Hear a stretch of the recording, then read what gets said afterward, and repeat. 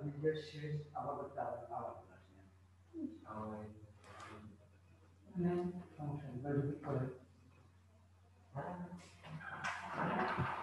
আমাকে লিখে আপনি লাওয়া যাবে আপনি বলেন আপনি আর কি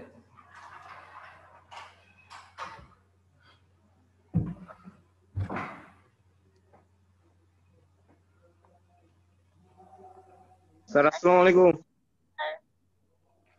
ওয়ালাইকুম আসসালাম ওয়া রাহমাতুল্লাহি ওয়া বারাকাতুহু। স্যার ভালো আছেন? আছি বাবা, তোমার সবাই ভালো আছো তো না? রিয়াদ, তাহেরা, রুদ্র, সাদিয়া, শৌখিন, জয়িতা, মিথিলা, সবাই ভালো আছো? হ্যাঁ স্যার, আমরা সবাই ভালো আছি। তোমরা ভালো আছো? আমি তো তোমাদের ক্লাস নিয়ে যেতে অসুস্থ হয়ে গেলাম রে।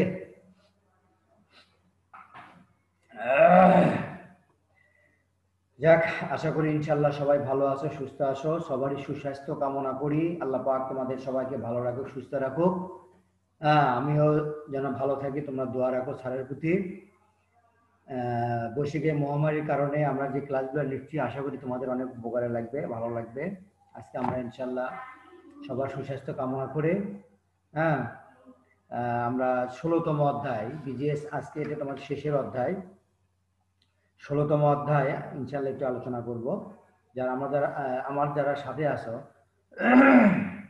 গলা ডাবে গেছে বুঝছো, কথা বলতে পারতেছি না, অনেক জোর দিয়ে কথা বলতে হচ্ছে।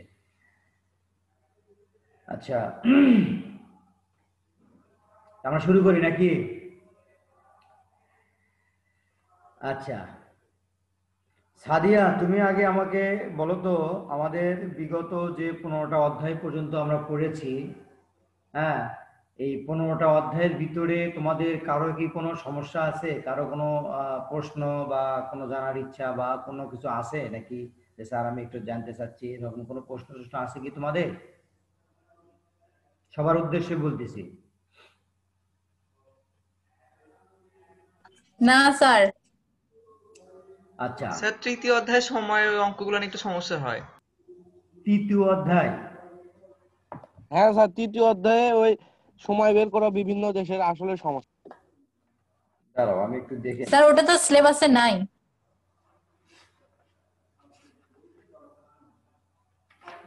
আমি একটু দেখে নিই বাবা, হ্যাঁ দাঁড়াও।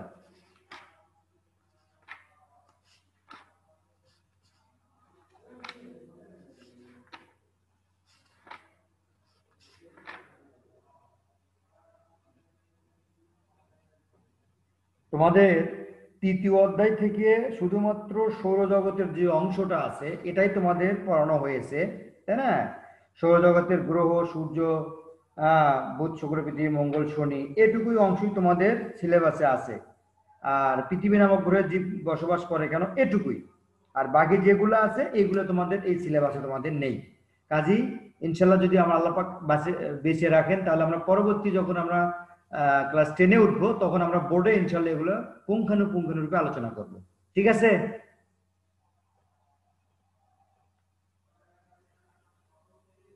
কথা বলো। হ্যাঁ স্যার, ঠিক আছে। জি স্যার, ঠিক আছে।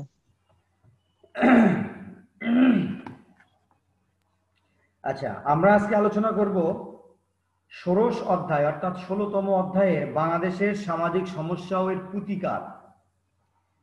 তোমরা অবশ্যই জেনে থাকবে, বাংলাদেশের এই সামাজিক সমস্যা কিন্তু এখন বিরাট একটা সমস্যা হয়ে দাঁড়িয়েছে, বুঝছো?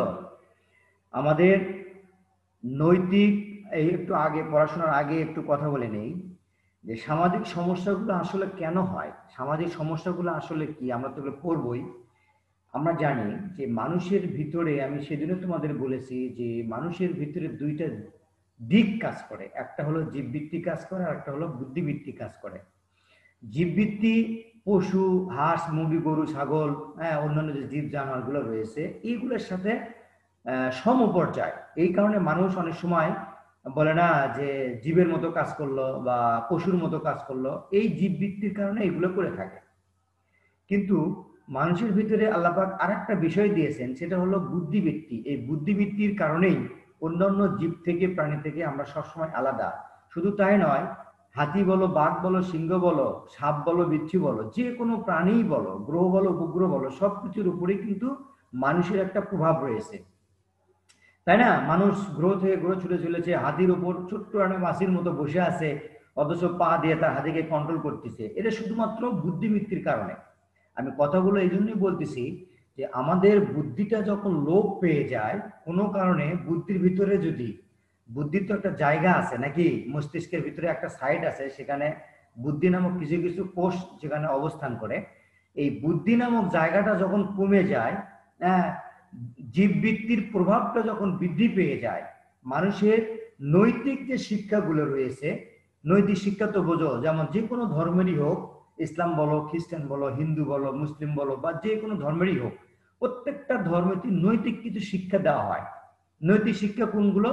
বিবেক দ্বারা শিক্ষা, যেগুলো ভালো কাজের আদেশ, অসৎ কাজের নিষেধ, তাই না, মন্দ কাজের নিষেধ, এটা করা উচিত, উচিত যেগুলো কাজগুলো রয়েছে সেগুলোর প্রতি শিক্ষা দেওয়া, অনৈতিক কাজের প্রতি থেকে বিরত থাকা, এই এগুলো নৈতিক শিক্ষা।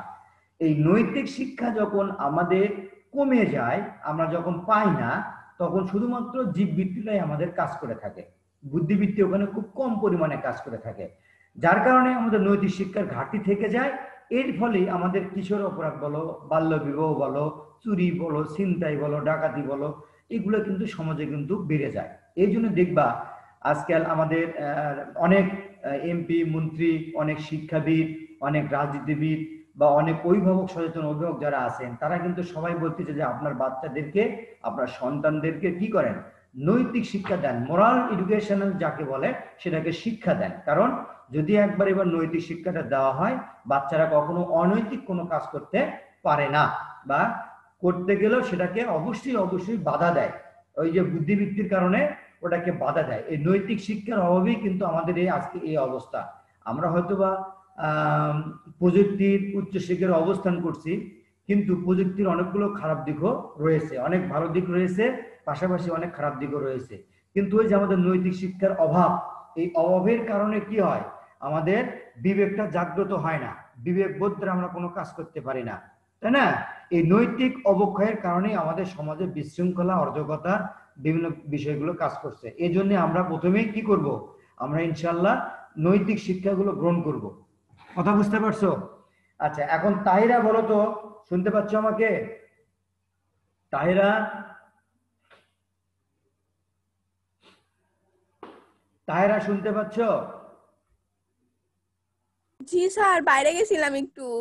আচ্ছা, তুমি একটু শুরু করো তো বাবা, দেখি সূচনাটা শুরু করো।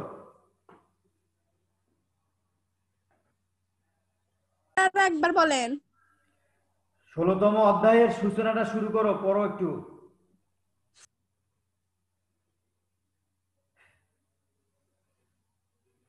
জয়িতা,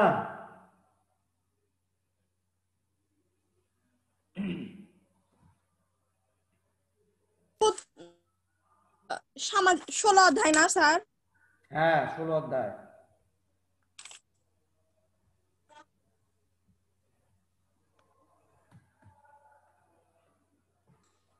সামাজিক সামাজিক নৈরাজ্য ও মূল্যবোধের অবক্ষয়। সূচনা পড়ো, সূচনা, সূচনা। সমাজ প্রথম পৃষ্ঠার সূচনাটা পড়ো, এখানে অনেকগুলো বিষয় তথ্য দেওয়া আছে, এগুলো তোমাদের জানা দরকার। সমাজ ও সামাজিক সমস্যা ঘনিষ্ঠভাবে সম্পর্কিত। সমাজ সৃষ্টির লগ্ন থেকেই সামাজিক সমস্যা ছিল, এখনো রয়েছে। শুধু সমস্যার প্রকৃতি ও ধরনের পার্থক্য ঘটেছে। সামাজিক সমস্যা হলো সমাজের এমন একটা অস্বাভাবিক অবস্থা এবং অধিকাংশ লোককে প্রভাবিত করে, এবং এই অবস্থা থেকে উত্তরণের জন্য সকলকে একযোগে কাজ করতে হয়। তোমরা অবশ্যই এই লাইনটা আন্ডারলাইন করে নাও, এই লাইনটা আন্ডারলাইন করে দাও। এটা একটা সামাজিক সমস্যা হলো পরবর্তী সংজ্ঞা। অধ্যায়ে সামাজিক পরিবর্তন সম্পর্কে জেনেছি। সামাজিক পরিবর্তনের সাথে সামাজিক সমস্যা সৃষ্টির গভীর সম্পর্ক রয়েছে। অপরিকল্পিত সামাজিক পরিবর্তনের ফলে বিভিন্ন সামাজিক প্রতিষ্ঠানের কার্যকারিতা কিংবা ভূমিকা পালনের ব্যর্থতায় সামাজিক সমস্যা সৃষ্টি করে। সমাজভেদে সামাজিক সমস্যার রূপ পরিবর্তিত হয়। বাংলাদেশে বহু সামাজিক সমস্যা রয়েছে। এই অধ্যায়ে আমরা সামাজিক নৈরাজ্য, মূল্যবোধের অবক্ষয়, নারীর প্রতি সহিংসতা, HIV, এইডস, সড়ক দুর্ঘটনা, জঙ্গিবাদ এবং দুর্নীতি সম্পর্কে অবহিত হব। ধন্যবাদ। তাহলে এখানে প্রথমেই বলতেছে সমাজ ও সামাজিক সমস্যা ঘনিষ্ঠভাবে সম্পর্কিত, একে অপরের সাথে। সমাজ না থাকলে মানুষ থাকবে না, আর মানুষ না থাকলে সেখানে কোনো কিছুই হবে না। যেমন ধরো আমাদের উত্তর মেরু দক্ষিণ মেরুতে যাও, ওখানে কোনো দেশ জায়গা পড়ে আছে কিন্তু মানুষজন নাই, যার কারণে ওখানে কোনো সমস্যাও নাই। বুঝতে পারছো? এই ধরনের সমাজ এবং সামাজিক দুটাই মানুষকে কেন্দ্র করে, আর যেখানে এই দুটো রয়েছে সেখানে সামাজিক সমস্যাও রয়েছে। পৃথিবীর উষলগ্ন থেকে, জন্ম থেকে, হযরত আদম আলাইহিস সালাম থেকে শুরু করে তার যে ছেলে দুইটা ছিল হাবিল আর কাবিল, তখন থেকেও কিন্তু সমস্যা ছিল। অর্থাৎ মানব জাতির উৎপত্তি থেকে কিন্তু সামাজিক সমস্যা ছিল, আছে এবং থাকবে, এটাই স্বাভাবিক। শুধু কি হয়, সমস্যাটা পরিবর্তন, এক এক দেশে সমস্যাটা এক এক রকমের হয়। দেখো কোনো দেশে চুরি ছিনতাই বেশি হয়, কোনো দেশে বা কোনো এলাকায় তোমার আত্মহত্যার পরিমাণটা বেড়ে যায়, কোনো এলাকায় নারীর প্রতি নির্যাতনটা বেড়ে যায়। এরকম প্রকৃতিটা পাল্টে যায় স্থানকাল পাত্র ভেদে, কিন্তু সমস্যা কিন্তু মোটামুটি সব জায়গাতে কিন্তু থাকে। আচ্ছা, সামাজিক সমস্যা কি বলতেছে? সামাজিক সমস্যা হলো সমাজের এমন একটা অস্বাভাবিক অবস্থা যা অধিকাংশ লোককে প্রভাবিত করে। যে সমস্যাগুলো আমরা, যেমন ধরো একটা পাড়ার ভিতরে বা একটা গ্রামের ভিতরে যদি একটা চোর, ডাকাত, বদমাইশ বা অকারণ কোনো কিছু ঘটে, তখন কিন্তু শুধুমাত্র ওই পরিবারের ভিতরে কিন্তু এটা সীমাবদ্ধ থাকে না, ওটা কিন্তু পুরো গ্রাম বা মহল্লার ভিতরে কিন্তু ওটা কিন্তু একটা ছড়িয়ে পড়ে, আতঙ্ক বিরাজ করে, তাই না? সবারই কিন্তু একটা সমস্যা বোধ করে। এই জন্য বলতেছি এই কথাটা। এই অবস্থা থেকে উত্তরণের জন্য সকলকে এক জায়গায় কাজ করতে হয়, সবাই সম্মিলিতভাবে এই সমস্যাটার আমরা চেষ্টা করে থাকি। সে কথাটা এখানে বলতেছে যে আমরা পূর্ববর্তী অধ্যায়ে সামাজিক পরিবর্তন জেনেছি। সামাজিক পরিবর্তনের সাথে সামাজিক সমস্যা সৃষ্টির গভীর সম্পর্ক রয়েছে। এই যে বললাম যে আর্থ ইজ চেঞ্জেবল, পৃথিবীটা পরিবর্তনশীল, যেখানেই পরিবর্তন রয়েছে সেখানে সমস্যাটাও রয়েছে। যাই হোক, বাংলাদেশে অনেক সামাজিক সমস্যা রয়েছে, আমরা এগুলো আলোচনা করব। তোমার যে লাইনটা একটু আগে নিতে বললাম যে সামাজিক সমস্যা হলো সমাজের এমন একটি অস্বাভাবিক অবস্থা যা অধিকাংশ লোককে প্রভাবিত করে, এবং এই অবস্থা থেকে উত্তরণের জন্য সকলকে এক জায়গায় কাজ করতে হয়। এটা একটু আন্ডারলাইন করে নাও। আফিয়া, একে একটু বলো তো 15.1 সামাজিক নৈরাজ্য ও মূল্যবোধের অবক্ষয়। আফিয়া, এই প্যারাটা একটু পড়ো তো। আফিয়া, স্যার পৃষ্ঠা নাম্বারটা একটু বলবেন? তোর মাথায় দেবো বাড়ি, এতক্ষণ কি পড়লি তুই? 218। 218 নং পৃষ্ঠা হয়েছে, সৌদ বললো।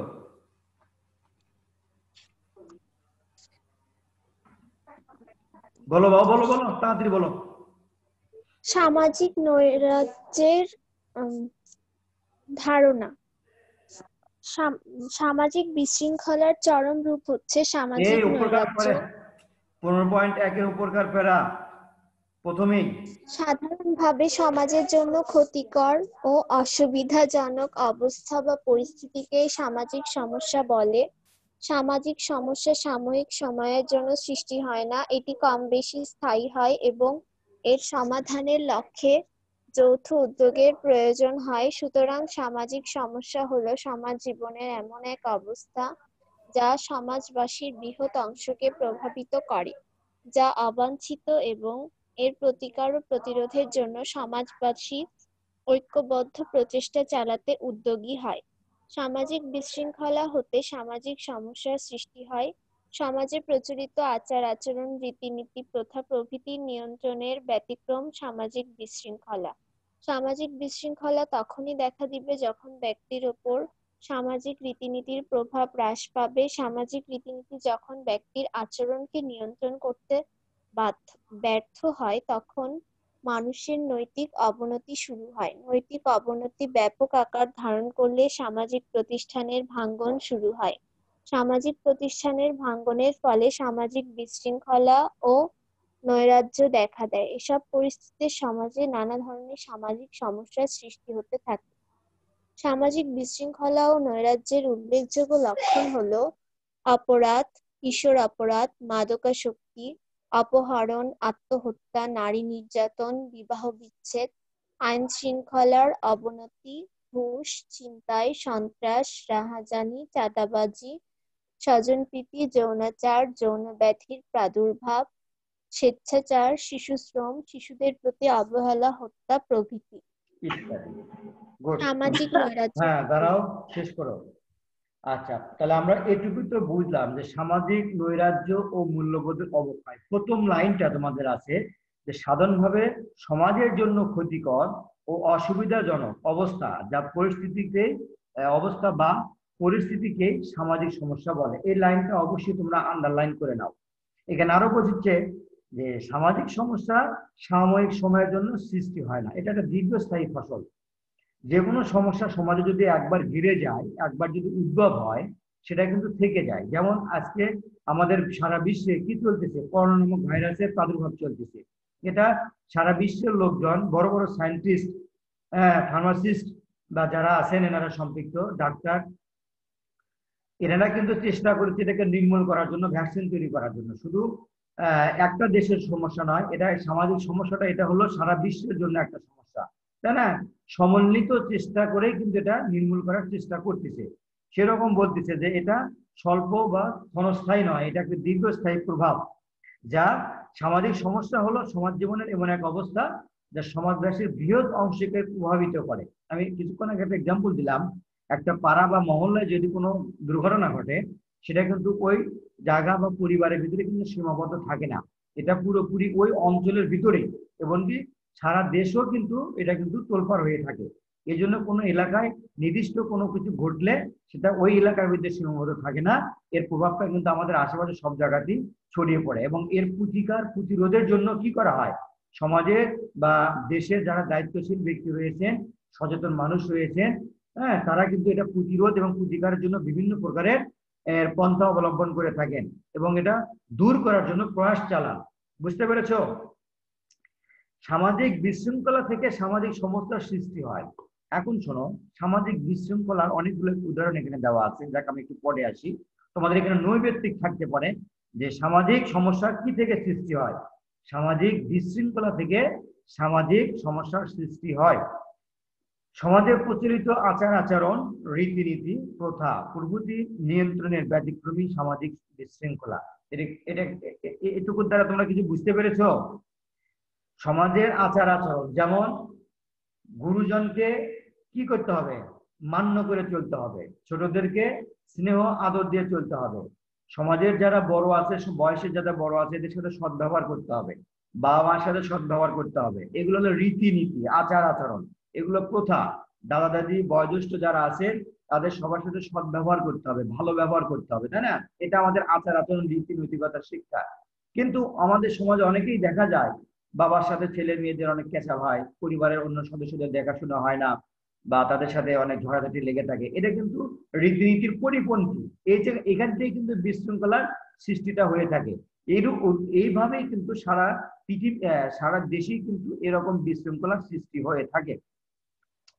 সামাজিক বিশৃঙ্খলা তখনই দেখা দিবে যখন ব্যক্তির উপর সামাজিক রীতিনীতির প্রভাব হ্রাস পাবে। যে কথাটা এতক্ষণ বললাম, আমি একটা ব্যক্তি, সমাজের একটা অংশ, তাই না, সমাজের একটা সদস্য, আমার উপর যখন সমাজ আরোপিত, সমাজ, রাষ্ট্র, ধর্ম কর্তৃক যে কটা মূল বিষয় রয়েছে, এই বিষয়গুলোর যখন রীতিনীতির প্রভাবটা যখন আমার উপরে কমে আসবে, তখন আমি কিন্তু এই বিশৃঙ্খলা আচরণ করে থাকবো। এই জন্যই বলা হচ্ছে যে আচার আচরণ যখন ব্যত্যয় ঘটে তখনই বিশৃঙ্খলার সৃষ্টি হয়ে থাকে। সামাজিক রীতিনীতি যখন ব্যক্তির আচরণকে নিয়ন্ত্রণ করতে ব্যর্থ হয়, তখন মানুষের নৈতিক অবনতি শুরু হয়। তো আমি তোমাদেরকে এজ এ স্যার হিসেবে বলি, বাবা তোমরা যারা আমার ক্লাস করতেছো বা ভবিষ্যতে ক্লাস করবা, তোমরা সবাই নীতি নৈতিকতার যে বিষয়গুলো রয়েছে, যে যে ধর্মই থাকো, তোমাদের প্রত্যেকটা ধর্মেতে একটা শিক্ষা আছে, তোমরা অবশ্যই সেই শিক্ষাগুলো গ্রহণ করবা। তোমাদের এহকালও মঙ্গল হবে, পরকালও মঙ্গল হবে। দেশে তো জীবিত অবস্থায় শান্তি পাইবা, পরকালও তোমরা শান্তি সুখে থাকবা। তোমরা অবশ্যই নৈতিক শিক্ষাগুলো গ্রহণ করে নিবা। আচ্ছা, তারপরে বলতেছে যে নৈতিক অবনতি ব্যাপক আকার ধারণ করলে সামাজিক যে প্রতিষ্ঠানগুলো রয়েছে এগুলো ভাঙ্গন শুরু করে। আর এই সামাজিক প্রতিষ্ঠানের ভাঙ্গনের ফলে সামাজিক বিশৃঙ্খলা বা নৈরাজ্য দেখা যায়। এসব পরিস্থিতিতে সমাজে নানা ধরনের সামাজিক সমস্যার সৃষ্টি হতে পারে। আমি যে কথাটা বললাম, আমাদের পরিবার কিন্তু একটা সামাজিক প্রতিষ্ঠান, একটা ক্ষুদ্র এবং আদি এবং মৌলিক একটা প্রতিষ্ঠান হলো আমাদের হলো পরিবার। এই পরিবারে যদি কোনো ভাঙ্গন ধরে, পরিবারে কোনো পতন ধরে, এর প্রভাব কিন্তু আমাদের সমাজের সকলের উপরে কিন্তু মোটামুটি পড়ে যায়, তাই না? অনুরূপ ভাবে আমাদের পুরো একটা দেশ বাংলাদেশ, এটা কিন্তু একটা পরিবার। এই পরিবারে কোথাও যদি কোনো ঘটনা, দুর্ঘটনা, অ্যাক্সিডেন্ট, হত্যা, নির্যাতন, যে কিছু ঘটুক না কেন, এটা কিন্তু পুরো প্রভাব কিন্তু প্রশাসন থেকে শুরু করে আপামর জনসাধারণ সবাইকে কিন্তু মোটামুটি কি করতে হয়, এর সাফার কিন্তু করতে হয়। এই জন্য বলতেছে যে সামাজিক প্রতিষ্ঠান কিন্তু পরিবার নয়, আমাদের ধর্মীয় যে প্রতিষ্ঠানগুলো রয়েছে, ধর্মীয় যে রীতিনীতিগুলো রয়েছে, আইন, বিচার, শাসন বা তোমাদের হলো বিভিন্ন যে সংস্থা, এগুলো কিন্তু একটা সামাজিক প্রতিষ্ঠান, এগুলোর উপরে কিন্তু যথেষ্ট প্রভাব পড়ে থাকে। এর ভিতরে কি কি আছে দেখো, সামাজিক বিশৃঙ্খলা ও নৈরাজ্যের উল্লেখযোগ্য অনেকগুলো দেওয়া আছে এখানে। অপরাধ প্রথমেই দেওয়া আছে, কি অপরাধ। এই অপরাধটা বিভিন্ন প্রকার হতে পারে, বিভিন্ন কোয়ালিটি এর আছে। যেমন ধরো কিশোর অপরাধের কথা বলা হয়েছে এখানে। তারপরে তোমার হলো সমাজে যে দুর্ঘটনাগুলো ঘটে, এগুলো কিন্তু একটা অপরাধ। ছোট থেকে বড় পর্যন্ত যে ক্রাইম গুলো করা হয়, এগুলো সবগুলো কিন্তু একটা অপরাধের অন্তর্ভুক্ত। মাদকাসক্তি, বাবা মার যদি টেক কেয়ার না থাকে সন্তানের প্রতি, হ্যাঁ, সমাজের যারা বয়োজ্যেষ্ঠ ব্যক্তি আছে তাদের যদি আচরণ, তাদের যদি কি বলে প্রভাব যদি ওই রকম কি বলে বয়োজ্যেষ্ঠ ব্যক্তিরা যারা আমাদেরকে উপদেশ দিয়ে থাকে, আমাদেরকে অনেক ভালো কথা বলে অনেক উপকার করে থাকে, এই কথাগুলো বা এই কাজগুলো তারা যদি না করে, তাদের প্রভাবটা যদি কমে যায়, তাহলে কি হয়, আমাদের কিন্তু তোমাদের এইরকমই কাজ হয়ে থাকে। মাদকাসক্তির দিকে আস্তে আস্তে ওই নেশা যেগুলো রয়েছে, মাদকাসক্তির কথা বলছি, এদিকে আস্তে আস্তে কিন্তু ডাইভার্ট হয়ে যায়। অপহরণ আমরা সেটাই বুঝি, আত্মহত্যা, নারী নির্যাতন, বিবাহ বিচ্ছেদ, আইন শৃঙ্খলার অবনতি, ঘুষ, ছিনতাই, এগুলো তো আমাদের দেশের অহরহ চলতেছে, নাকি বলো তোমরা?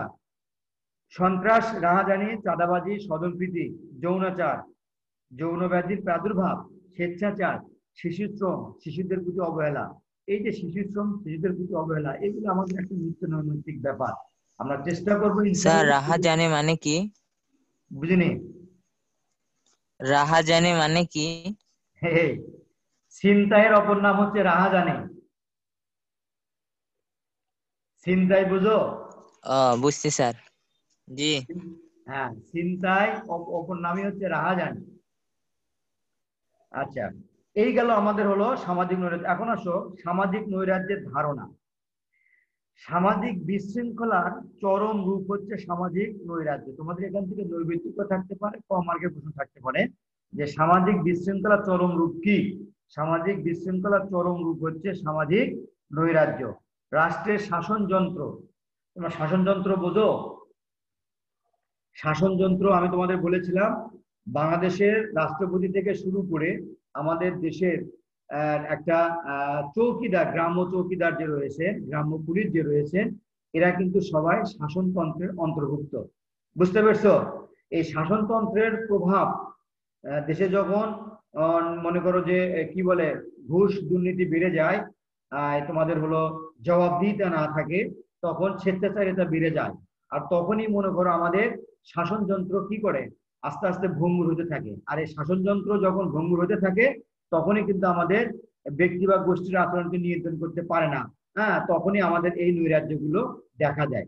যেমন ধরো নির্দোষ মানুষকে যদি আমরা যেমন থানা আছে আমাদের শাসনযন্ত্রের একটা বড় অংশ, থানা রয়েছে, ফাঁড়ি রয়েছে, বা পুলিশ প্রশাসন, আর্মি প্রশাসন, যে কোনো বলি না কেন, বিনা অপরাধে যদি আমরা ধরে নিয়ে যাই, তাকে যদি টর্চার করা হয়, তখন কিন্তু সেখানে কিন্তু অরাজকতা দেখা দেয়, অনেক সমস্যার সৃষ্টি হয়, অনেক অনেক ঝামেলার সৃষ্টি হয়ে থাকে। এইগুলো কিন্তু শাসনযন্ত্র যখন আস্তে আস্তে দুর্বল হয়ে পড়ে, ব্যক্তির উপর যখন স্বেচ্ছাচারিতা দেখা দেয়, তখন এগুলো আস্তে আস্তে প্রকট আকার ধারণ করতে থাকে। বুঝতে পেরেছো?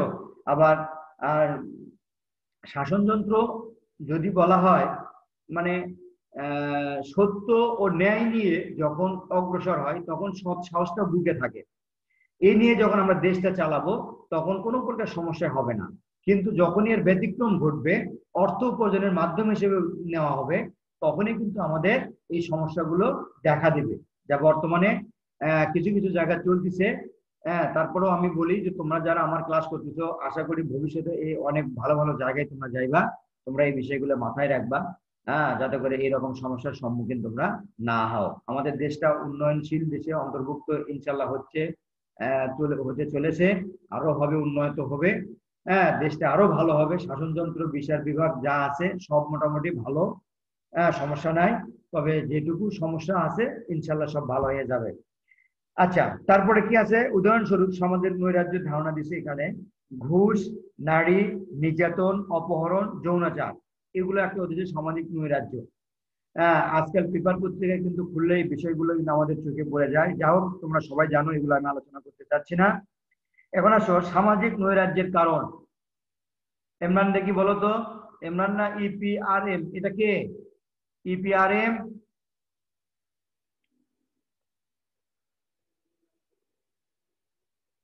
জি স্যার। দেখি একটু সামাজিক নৈরাজ্যের কারণটা বলো তো। সামাজিক নৈরাজ্য সৃষ্টির পিছনে বহু কারণ দায়ী।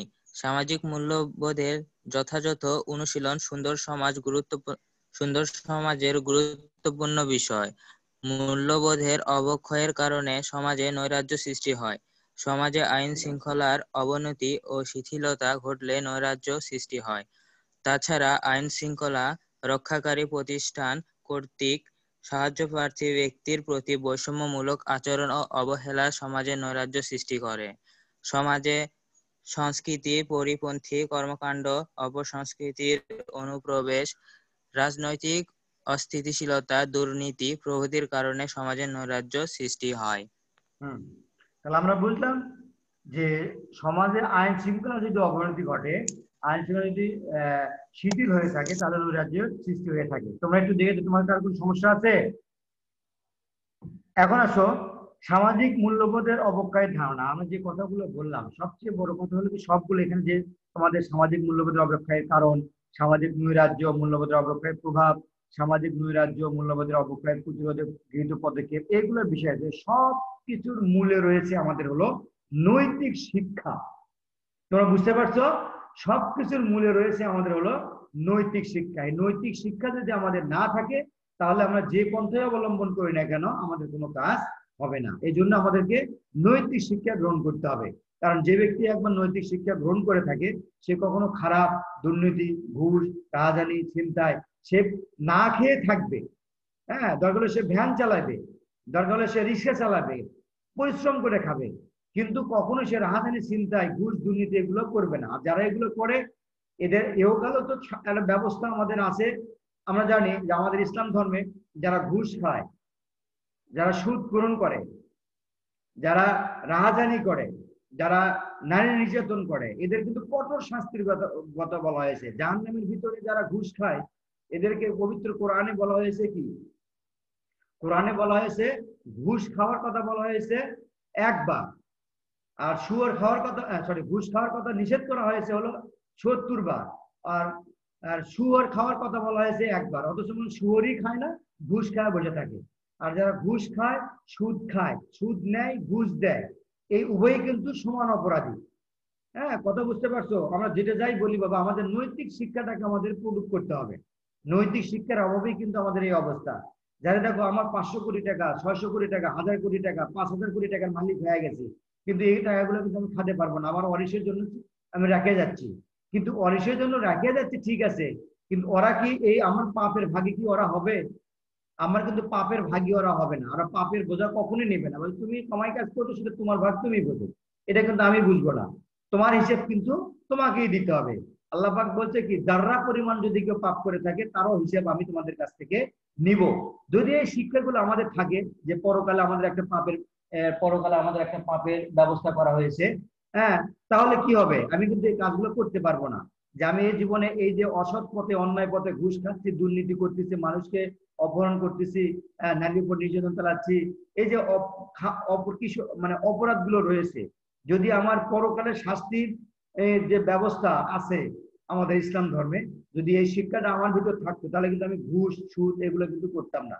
বর্তমানে পৃথিবীতে কিন্তু মানুষ শুধু অর্থের পিছনে ছুটতে, মানুষ হয়ে গেছে যান্ত্রিক। কথা বুঝতে পারছো?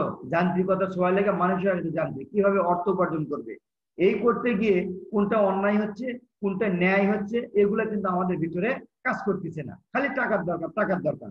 কিন্তু টাকাটা কি উপায়ে আসতেছে, এর শাস্তি কতটুকু আছে, ইহকালের শাস্তি কি, পরকালের শাস্তি কি, জাহান্নামের আযাব কি রকম, এগুলো নৈতিক শিক্ষা কিন্তু আমাদের ভিতরে কারো ভিতরেই নেই। যাই হোক, সব কথার এক কথা, আমাদের কি করতে হবে, নৈতিক শিক্ষায় শিক্ষিত হতে হবে। তাহলে আমাদের সমাজ এবং দেশ থেকে, সারা বিশ্ব থেকে কিন্তু এই অবক্ষয় যে কথাগুলো বলা হচ্ছে, এগুলো কিন্তু আমাদের আস্তে আস্তে চলে যাবে। কথা বুঝতে পারছো? যাই হোক, তোমাদের এখানে আরেকটু বিষয় দেওয়া আছে, সামাজিক নৈরাজ্য ও মূল্যবোধ অবক্ষয়ের প্রভাব। এই যে কথাগুলো বললাম যে আমাদের নৈতিকতার অভাবে আমরা বিভিন্ন অপরাধের সাথে সম্পৃক্ত হচ্ছি। হ্যাঁ, তোমরা এখন ইয়াং বয়স, তোমাদের কিশোর বয়স, কিশোর বয়সে কিন্তু কিশোর অপরাধ আছে, কিশোর গ্যাং আছে। বাবা, তোমাদের হাতে পায়ে করজোড়ে অনুরোধ করি, তোমরা অবশ্যই এগুলো থেকে 100 মাইল দূরে থাকবা। ছেলে হোক মেয়ে হোক, সবার কথা বলতেছি, এই সময়টা তোমাদের কিন্তু খারাপ হওয়ার একটা উৎকৃষ্ট সময়। কাজেই তোমাদের করজোড়ে অনুরোধ করি, তোমরা এগুলো থেকে সব সময় পারলে 500 মাইল দূরে থাকবা। তোমাদের জীবনটা একবার যদি ধ্বংস হয়ে যায়, আর কিন্তু তোমরা ফেরত পাবা না। তোমাদের নিয়ে বাবা মার অনেক স্বপ্ন, অনেক আশা, এই আশাগুলো অবশ্যই তোমরা কি করবা, পূরণ করার চেষ্টা করবে। এটাই তোমাদের মঙ্গল, এটি তোমাদের ভালো। তোমাদের এই সময়টা খুবই খারাপ একটা সময়, উঠতি বয়স, কাজে বিভিন্ন অপরাধমূলক কর্মকাণ্ডে জুড়ে দেওয়াটা স্বাভাবিক। তোমরা এই থেকে সবসময় দূরে থাকবা, যাতে করে তোমাদের এই সমস্যাগুলো আর মানে সমস্যার সম্মুখীন না হয়। তোমরা যদি একটা ক্রাইমে জুড়ে যাও, একটা যদি অপরাধমূলক কর্মকাণ্ডে জুড়ে যাও, তোমার বাবা মা যে কতটা কষ্ট হবে, কতটা দুঃখ পাবে, আঘাত পাবে, সেটা কিন্তু তোমরা যখন বাবা মা হবা তখন তোমরা বুঝতে পারবা। এগুলো হলো নৈতিক শিক্ষা। এইগুলোর কিন্তু কথা মনে হয় না ওভাবে কেউ আলোচনা করে আজকাল। আজকাল আমাদের যে সিলেবাস গুলো করা হয়েছে, ধর্মের যে সিলেবাসটা করা হয়েছে, মুষ্টিমেয় গোটা কয়েক বিষয় দিয়ে বইটাকে ছিঁড়ে দেওয়া হয়েছে, বুঝছো? এগুলো দিয়ে কখনো সমাজে উন্নয়ন করা সম্ভব নয়। সমাজটাকে উন্নয়ন করতে গেলে আমাদের পূর্ণাঙ্গ যে নৈতিক শিক্ষা, সেগুলোই কিন্তু আমাদের দিতে হবে। কথা বলতে নেই, একটা বাচ্চাকে যদি আমরা এগুলো শিক্ষা দেই, এই বাচ্চা কখনোই অন্য কোনো অপরাধের সাথে সম্পৃক্ত হবে না। তোমাদের সামাজিক নৈরাজ্য ও মূল্যবোধের অবক্ষয় প্রতিরোধে গৃহীত পদক্ষেপ দেখো 219 পৃষ্ঠা। মিথিলা একটু পড়ো তো, মিথিলা 219 পৃষ্ঠা, ওই চ্যাপ্টারটা পয়েন্টগুলো একটু পড়ো তো। সামাজিক নৈরাজ্য ও মূল্যবোধের অবক্ষয় প্রতিরোধ গৃহীত পদক্ষেপ।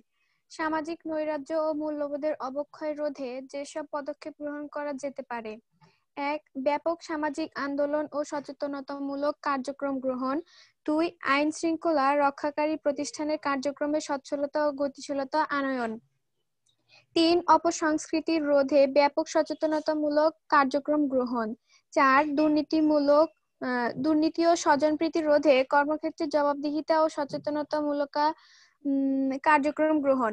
5. ন্যায় বিচার প্রতিষ্ঠায় প্রাতিষ্ঠানিক কার্যক্রমে স্বচ্ছতা আনয়ন। 6. সমাজের হিংসাত্মক কার্যক্রম রোধে সচেতনতা সৃষ্টি। 7. আইনের শাসন প্রতিষ্ঠা প্রভৃতি। Good, thank you. দেখো, এখানে প্রথমেই আছে ব্যাপক সামাজিক আন্দোলন ও সচেতনতামূলক কার্যক্রম গ্রহণ করতে হবে। এটা একটা ভালো একটা পয়েন্ট, যে সামাজিক আন্দোলন। আজকাল অনেক বিষয়গুলো আলোচনা করা হয়ে থাকে সামাজিক আন্দোলনের মাধ্যমে, যেমন ফেসবুক, টুইটার বা সাত মাথায় গোল মিছিল, অনেক কিছু করা হয় সচেতনতামূলক। যেমন বর্তমানে পুলিশ প্রশাসন মাইকিং করতেছে যে আপনারা করোনা প্রাদুর্ভাব ঘটতেছে, দ্বিতীয় স্টেপ চলতেছে, আপনারা মাস্ক পরুন, ঘরে থাকুন, কিংবা বাইরে গেলে পরে উপযুক্ত স্বাস্থ্যবিধি মেনে চলাফেরা করুন। এগুলো কিন্তু সামাজিক সচেতনতামূলক কার্যক্রম, এগুলো আমাদের চালিয়ে যেতে হবে। তারপরে বলতেছে যে আইন শৃঙ্খলা রক্ষাকারী প্রতিষ্ঠানের কার্যক্রমে স্বচ্ছতা ও গতিশীলতা আনয়ন করতে। আমি যে কথাগুলো এখন বললাম, আইন শৃঙ্খলা বাহিনী এনারা যদি চায় যে বাংলাদেশ থেকে 24 ঘন্টায় আমি কি করব, আমি দুর্নীতি এগুলো আমি উঠিয়ে দিতে, 24 ঘন্টার ভিতরে কোনো দুর্নীতি থাকবে না। যেমন ইসলামে আছে যে খুনের বদলা খুন, অর্থাৎ যে কেউ যদি কারো অকারণে অযথা যদি কাউকে হত্যা করে, ইসলামে আছে তাকে হত্যা করতে হবে। যদি একটা হত্যা করা হয়, কেউ যদি নারী নির্যাতন করে, যৌনাচার ব্যবচার যদি করে, তাকে যে শাস্তির ব্যবস্থা করা হয়েছে, তাহলে আমাদের বগুড়ায় যদি এরকম একটা সাত মাথায় ওরকম একটা শাস্তির ব্যবস্থা করা হয়, অত 2-4 ডিস্ট্রিক্টের ভিতরে এই কাজগুলো আর কি করার সাহস পাবে না। অনুরূপ ভাবে আইনের যে শাসন, আমাদের যে একটা কনস্টিটিউশন রয়েছে, একটা সংবিধান রয়েছে, সংবিধান কর্তৃক যে আমাদের কি বলে বিচার ব্যবস্থা বা শাসন কার্যক্রম যে রয়েছে, এটা যদি করা হয়, প্রতিফলন করা হয়, তাহলে কি হবে, দেশে সুশাসন প্রতিষ্ঠা হবে, আর এগুলো এমনি এমনি কিন্তু ইনশাল্লাহ কমে যাবে।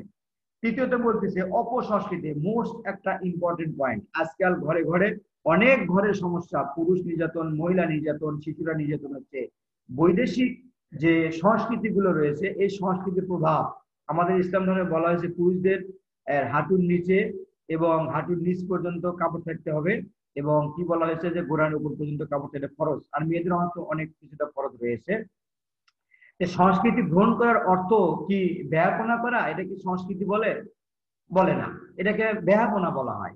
তো এইগুলো বলতেছে সংস্কৃতি, অপসংস্কৃতি। আরো অনেকগুলো বিষয় রয়েছে, তোমরা টিভি, নেট বা যেভাবে তোমরা দেখো, এগুলো অপসংস্কৃতি। আমাদের যে নিজস্ব একটা কালচার রয়েছে, সংস্কৃতি রয়েছে, তাছাড়া যে বাইরে থেকে যে সংস্কৃতিগুলো আসতেছে, এগুলো কিন্তু আমাদের কি বলছে, আমাদের পরিবর্তন হচ্ছে ঠিকই, কিন্তু নেতিবাচক পরিবর্তনটা কিন্তু বেশি ঘটতেছে। আমি তোমাদেরকে কি বোঝাতে চাচ্ছি তোমরা অবশ্যই বুঝতে পারতেছো। আমাদের উচিত এই অপসংস্কৃতি যেগুলো রয়েছে এগুলোকে সম্পূর্ণ বয়কট করা, তাহলে আমাদের পরিবার, সমাজ, দেশের জন্য উন্নয়ন। অপসংস্কৃতি আমরা গ্রহণ করব না। আমাদের দরকার যে সংস্কৃতিগুলো, শিক্ষণীয় যে সংস্কৃতিগুলো, আমাদের চলাফেরার জন্য যে সংস্কৃতি আমাদের প্রয়োজন, আমাদের বাচ্চা কাচ্চা, ছেলে মেয়ে, পরিবার পরিজনের জন্য যেগুলো প্রয়োজন, এগুলোই আমরা গ্রহণ করব। বাকি অপসংস্কৃতিগুলো কি করবো, আমরা বর্জন করবো। আর মনে হয় টাইম শেষ। হ্যাঁ, আমার আর 1 মিনিট সময় আছে, আমি ঘড়ি দেখতেছি, তোমাদের আর 1 মিনিট সময় আছে। আচ্ছা, আগামী দিনে যা হোক আমাদের আইনের সমাজে হিংসাত্মক কার্যক্রম রোধে সচেতনতা সৃষ্টি করতে হবে, আর আইনের শাসনটা প্রতিষ্ঠা করতে হবে। আগামী দিন তোমাদের ইনশাআল্লাহ আগামীকাল 15.2 আলোচনা হবে। এর ভিতরে যদি কোনো সমস্যা থাকে 15.1-এ, তাহলে অবশ্যই তোমরা আগামীকাল আমাকে প্রশ্ন করতে পারো। সবারই সুস্বাস্থ্য কামনা করছি, ভালো থেকো, সবাই সুস্থ থেকো। ইনশাআল্লাহ আগামী ক্লাসে তোমাদের সাথে দেখা হবে।